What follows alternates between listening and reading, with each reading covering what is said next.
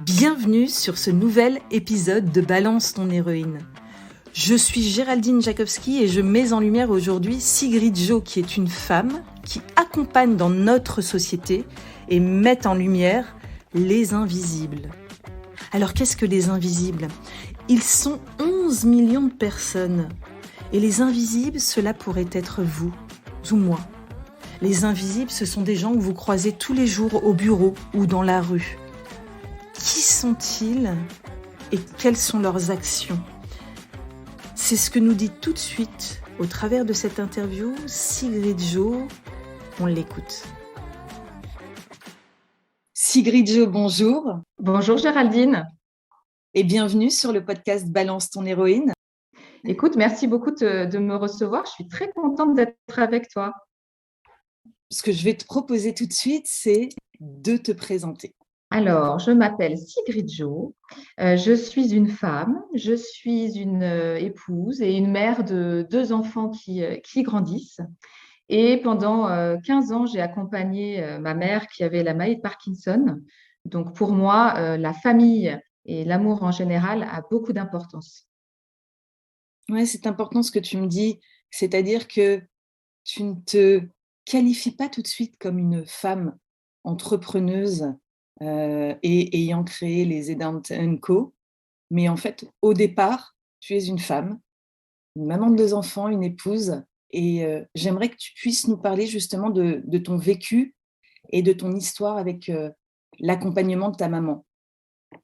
Alors, écoute, moi, je suis ce qu'on appelle communément maintenant une aidante, c'est-à-dire une personne qui accompagne un proche qui est vulnérable. Un proche vulnérable, ça peut être quelqu'un qui souffre d'un handicap, un malade qui a qui a un cancer ou une maladie chronique, ou alors un proche vieillissant. Mais je suis pas que ça. Je suis aussi plein de choses et ce mot valise aidant, je l'ai découvert au fur et à mesure du temps où j'ai accompagné ma mère et j'ai fait ma vie aussi. Donc pour moi, c'est important de ne pas me présenter directement avec mon statut d'entrepreneuse qui a beaucoup influencé ma vie, bien sûr, mais de te dire d'abord qui je suis vraiment. C'est important et je crois que c'est ce dont on a tous besoin aujourd'hui. C'est-à-dire ne pas seulement transparaître au travers de notre statut professionnel et de qui on est dans le cadre professionnel, mais quelle est notre vie aussi et quelle est notre histoire. Écoute, j'ai une histoire comme assez commune, comme 11 millions d'aidants aujourd'hui en France, qui est d'avoir accompagné ma mère pendant longtemps dans ses actes, pas vraiment du quotidien, mais en tout cas dans la coordination des soins, d'aller aux rendez-vous médicaux avec elle et d'être un soutien pour elle régulier. Et puis, en même temps, j'étais maman de 2 petits-enfants, salariée à temps plein. Et donc, du coup, j'ai vu pas mal de choses dysfonctionner, aussi bien dans ma vie perso que professionnellement. Donc, ça m'a forgée, clairement. Tu apprends beaucoup de choses en étant aidant. Tu apprends à t'adapter tout le temps, tu apprends la résilience. Tu deviens un petit chef d'entreprise de toute façon parce que tu as tellement de choses à gérer qu'il faut t'organiser. Et du coup, ça m'a donné ensuite envie de créer ma propre activité pour aller essayer de porter la bonne parole auprès de tout le monde et des entreprises en particulier sur c'est quoi un aidant et comment on peut faire pour mieux l'accompagner dans ses tâches au quotidien et aussi pour évoluer. Alors oui, donc en termes de chiffres, en Ouais. France, il y a combien d'aidants ?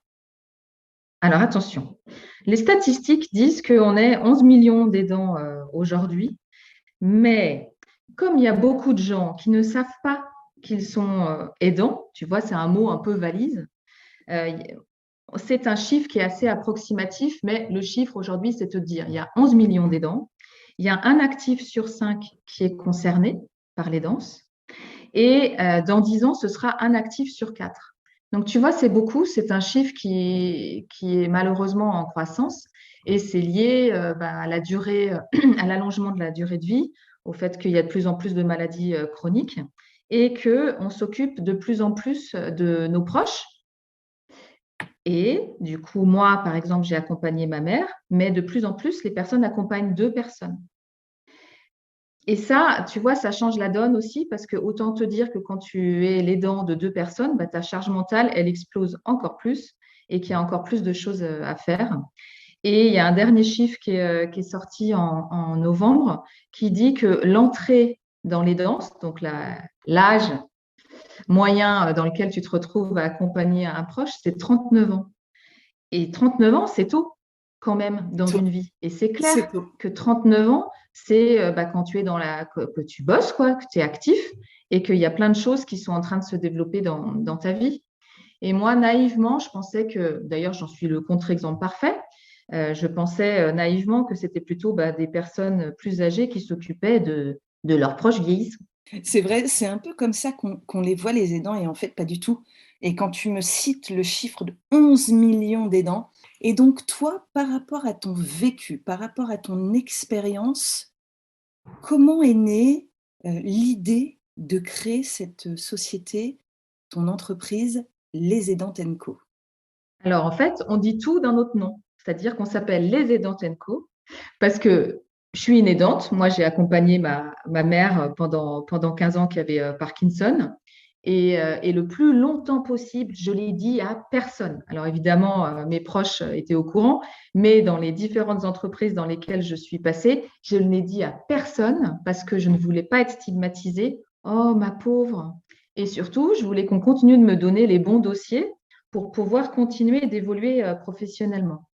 Mais d'un autre côté, ça, c'est un biais, parce que si je l'avais dit, peut-être que ma parole aurait été bien reçue par mon manager ou par l'entreprise en général, et qu'elle aurait pris aussi pas des mesures, mais qu'elle m'aurait accompagné mieux.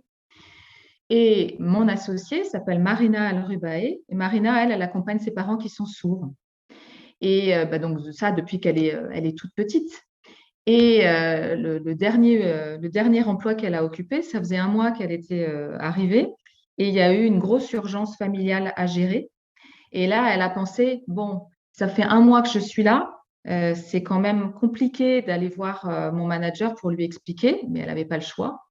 Et surtout, elle s'est dit, dis donc, un mois, c'est quand même pas très bon signe pour moi dans cette entreprise. Et finalement, elle en a parlé à son manager qui a accueilli très bien les choses en lui disant, écoute, je comprends, prends le temps qu'il te faut. Donc, deux situations différentes.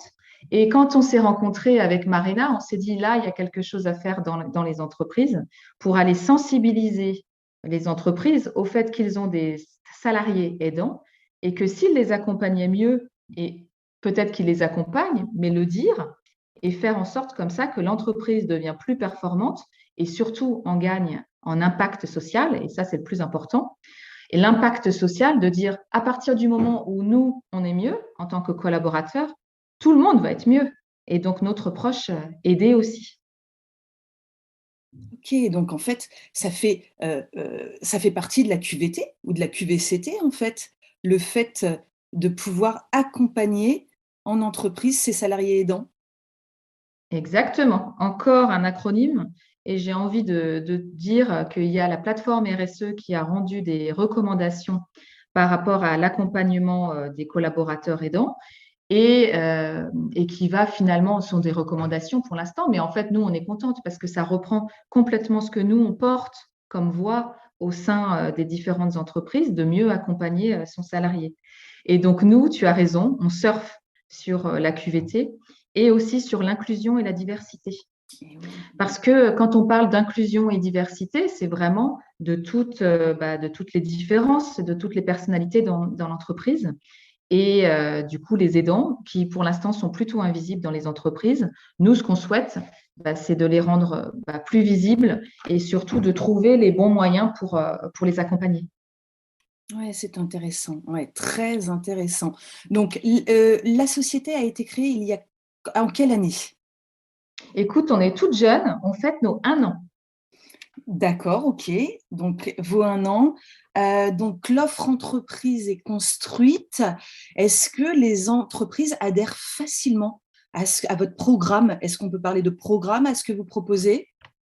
C'est quoi Alors, l'offre? tu sais, aujourd'hui, il y a 80% des entreprises qui ne sont pas saisies du sujet.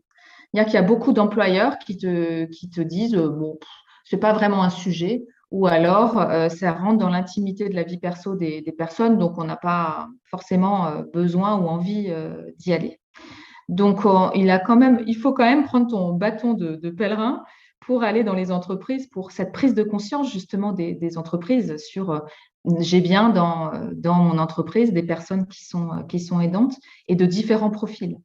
Donc, nous, ce qu'on propose déjà, c'est une sensibilisation dans les entreprises des salariés, de leurs managers et puis de toutes les parties prenantes dans l'entreprise parce que vraiment, ça peut toucher tout le monde.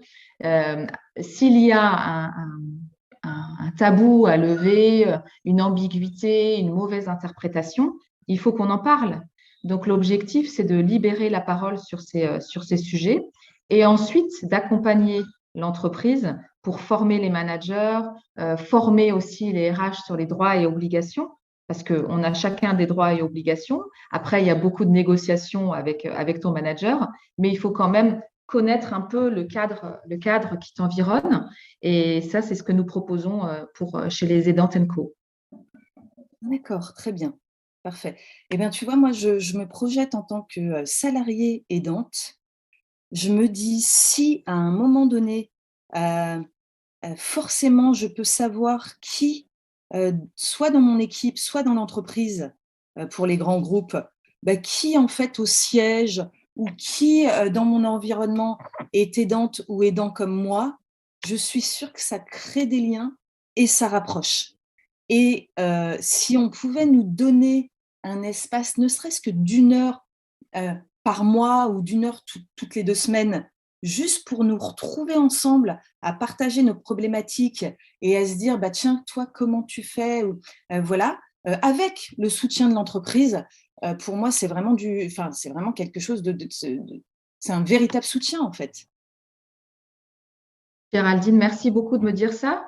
Hier, j'ai animé une table ronde dans une entreprise. Et pendant cette table ronde, il y a 2 salariés qui ont témoigné de leur situation. Et c'était super intéressant. Vraiment, j'étais ravie et tout le monde était un peu ému par ce qui se disait. Et ça s'est terminé par des remerciements de collègues qui disaient, je ne savais pas ce qui t'arrive. Vraiment, chapeau. Et je comprends mieux ce que vivent les aidants. Et donc, la prochaine étape, ce sera effectivement peut-être de créer des groupes de parole. Donc, bravo Géraldine, je vais complètement dans ton sens. C'est génial. Yes, yes, on va se soutenir entre collègues. Il faut de la solidarité, il faut du soutien. Lorsqu'on est en entreprise, on n'est pas que le statut qu'on révèle en entreprise, on a aussi toute notre histoire et tout un contexte familial. Donc, il faut se soutenir dans ce sens. Et c'est bien aussi de se dire ou de connaître ce que vivent les autres, notamment par rapport aux aidants. Aujourd'hui, on est en quête de sens par rapport aux missions, si on est indépendant, ou par rapport à l'entreprise que l'on va rejoindre. Et je pense que les générations, les Gen Z ou les Gen Y, sont d'autant plus dans cette quête de sens. Et donc, par rapport à ça, ce serait quoi votre mission à vous, justement? Alors, par rapport à ça, nous, on veille, on fait beaucoup de veille et on regarde aussi ce qui se passe autour de nous. On sait que la nouvelle génération qui arrive sur le marché du travail, soit elle a plus envie de tout donner à son employeur, c'est-à-dire de bien se réserver un temps pour sa vie perso et un temps pour sa vie pro, ou alors tout est imbriqué, c'est-à-dire on ne peut pas vraiment faire de différence entre ce qui relève de la vie perso et la vie pro. Et nous, on se dit qu'à partir du moment où l'entreprise propose des actions qui sont vraiment, qui favorisent le bien-être du salarié, aussi par rapport à ses vulnérabilités, d'accepter les vulnérabilités, tout le monde est gagnant. Donc, c'est aussi une des raisons pour lesquelles on travaille là-dessus. Puisque on devient aidant de plus en plus tôt, bah, c'est bien. Je pense que c'est quelque chose qui sera regardé. Quel est l'accord d'entreprise? Et s'il y a un accord d'entreprise qui concerne les aidants aussi, et pas uniquement la parentalité, même Hmm. si bah, c'est la vie en Oui, fait. oui, Donc ça pourrait très bien rentrer dans la parentalité aussi. oui. J'aime bien le petit sourire que tu as quand tu dis La vie, quoi. la vie. Ah ben c'est super. Ben écoute, alors où est-ce qu'on peut te retrouver? Où est-ce qu'on peut retrouver, si je veux en savoir plus sur Les Aidantes Co, quels sont les médias où tu te trouves? Dis-nous tout. Alors, Les Aidantes Co, tu trouves notre site web, lesaidantes.com. Déjà, c'est un premier point de contact. Et puis, tu peux aussi nous trouver sur Insta, puisqu'on a un compte les Aidantes Co. Et puis sur Facebook. Donc, on cherche à faire une bonne communication qui soit positive et qui donne des informations et des conseils. À côté des Aidantes Co, je fais aussi un podcast qui s'appelle Plan A, Plan Aidant. Donc, si tu cherches Plan Aidant sur toutes les plateformes, tu vas tomber sur le podcast. Et je l'ai appelé Plan A, Plan Aidant, parce que quand on est aidant, on n'a pas de plan B. On est tout le temps en train de s'adapter. Donc, je l'ai appelé donc Plan A. Et je donne la parole à des aidants pour qu'ils nous partagent des moments de vie. Parce que bah, c'est compliqué hein, d'être aidant et ça peut être très triste et puis très ennuyeux, mais c'est aussi tellement d'amour. Donc moi, je souhaite partager un message extrêmement positif et actif sur ce podcast et puis tu vois de manière générale. Ouais, Et pour génial. terminer, je t'ai pas parlé de quelque chose qui est, on a monté une communauté d'aidants sur Facebook qui s'appelle Aidants et bien plus. Et tu vois, avec le titre Aidants et bien plus, on comprend qu'on n'est pas seulement des aidants. Donc là, je boucle avec ma présentation du début parce que quand tu es aidant, tu es aussi une femme, tu as aussi des hobbies, tu as aussi une vie pro. Donc, on a monté une communauté aidants et bien plus sur laquelle on se partage des trucs et astuces. On se forme, on se fait des ateliers thématiques aussi de bien-être et de valorisation de nos compétences. Donc, tu vois, tout est. J'espère aujourd'hui que nous proposons vraiment plein de choses intéressantes à nos différents publics. Mais c'est super. Non, mais je crois que là, parmi tout ce que tu nous as cité, enfin, il y a plein de choses et je vois déjà, alors c'est marrant, je vois fleurir dans mon écosystème déjà, j'ai des gens aidants, des femmes aidantes ou des personnes qui sont aidants et je les vois rejoindre ta communauté avec grand sourire et avec enthousiasme pour pouvoir justement partager et avoir tous les bons tips et se soutenir entre aidants. Super Sigrid. Euh, super Sigrid, je le répète. Bah écoute, moi en tout cas, alors tu vois, ça me donne une pêche d'enfer ce que tu m'as dit. C'est-à-dire que quand tu parles des aidants, je comprends quand tu me dis je passe des messages positifs. C'est-à-dire que je comprends qu'on est là pour aller mieux, pour se soutenir, pour s'entraider dans la joie et la bonne humeur. Voilà, par rapport à ce qu'on vit en parallèle. Et c'est ça qui est important. Et je vois le sourire et la lumière qu'il y a sur ton visage, puisque nous, on est en visio. Et merci en tout cas de mettre ton énergie pour cette cause des aidants. Et comme tu l'as dit, aujourd'hui, c'est une personne sur 5, un actif sur 5, et demain, ça concernera un actif sur 4. Merci beaucoup de cet échange. Je suis ravie de cette rencontre. Et puis, je te dis à bientôt sur le podcast Balance ton héroïne, où l'on parle de toi et des aidantes Co. À bientôt, Sigrid. Merci beaucoup, Géraldine. À bientôt. Si cet épisode vous a plu, si vous avez vibré, si vous l'avez trouvé inspirant, alors n'hésitez pas à cliquer sur la cloche pour vous abonner au podcast Balance ton héroïne, et puis à mettre 5 étoiles ou à le commenter. Ça compte pour moi. C'est la reconnaissance de mon travail et ça me donnera à coup sûr l'envie de me dépasser dans le contenu futur que je vais vous proposer. À tout de suite et merci.